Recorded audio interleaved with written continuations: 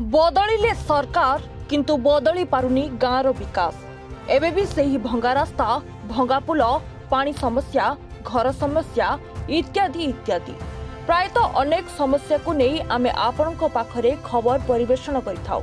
ठीक सेही भली पुणी एक समस्या भित्तिक घटना देखिबाकू मिलिछि। बौद्ध जिला हरभंगा ब्लॉक सांपुच पंचायत तितिरीकटा ग्राम रे गाँव को नाही भल रास्ता।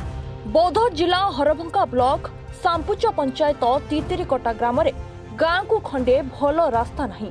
देखंतु एही दृश्य को किभଳି भाबरे भंगा पोलरे जायस करूछंती लोके। एही भंगा पोल रास्ता रे वर्तमान लोकमाने नाही नथिबा असुविधार सम्मुखीन हेउछंती।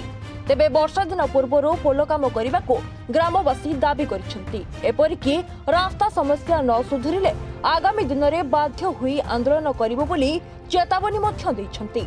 आया विकास विकास बोलछंती कोन से सरकार करूची रास्ता बाट सब तो हमें जीवा पाए माले सब असुविधा रे पडुछथि आर विकास विकास बोल से कोन करूची सरकार थाइगिरी हमर गांव को सारा गुडे रास्ता गुडे बाट जीवा लगी दे पारु नै करि पारु नै आपण आसीगिरी एबे तो एंदी होजी आ वर्षा दिन होल तो बहुत दुख मिलबा होजी रास्ता बाड़ी नै जीवा आबा लगी हमर दाबी करा जाउ जे हमर यदि करा जाउ रास्ता बाड़ी नाल तो जाई से जा हमर ऑफिस रे जाई आवेदन करबो।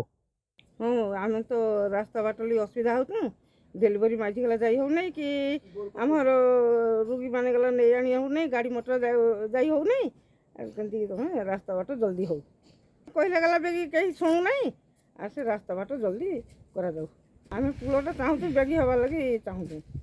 हमरो गाँव तितिरीकटा हमर रास्ता बाटा बाटे जे असुविधा जो हमर गाई गोरु छेली मेंढे आम जीवा आसवा लगी बहुत असुविधा हो।